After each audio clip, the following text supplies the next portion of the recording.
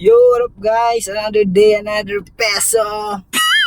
So, ang road trip natin today is from Daraga to Pilar, Sorsogon. Yeah, medyo malayo-layo to. Returning client si ma'am. Sila yung yung pinatid natin sa Buyuan, yung sa resort. Yun. Tapos ngayon, pupunta silang Pilar, nag-book sila sa atin. So, yeah. 10:30 ang pick up kila ma'am sa Daraga. Meron pa tayong oras, 20 minutes. So yeah, let's go!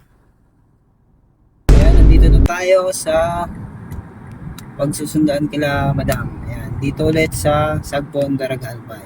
Waiting lang tayo kay madam.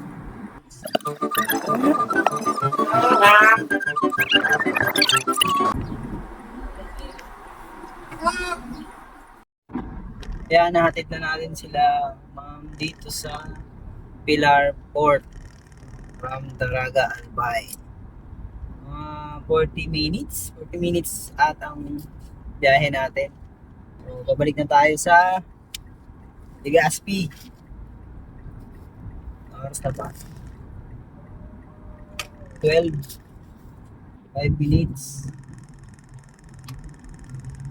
So, inabot na tayo dito sa Pilar ng lunch time, kaya dahanap muna ako dito ng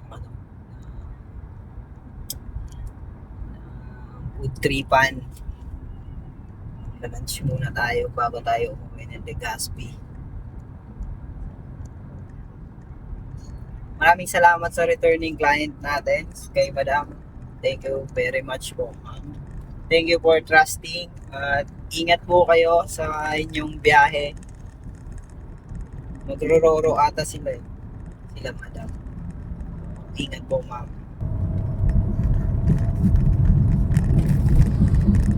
Ito na lang tayo kakain sa mga turo-turo dyan.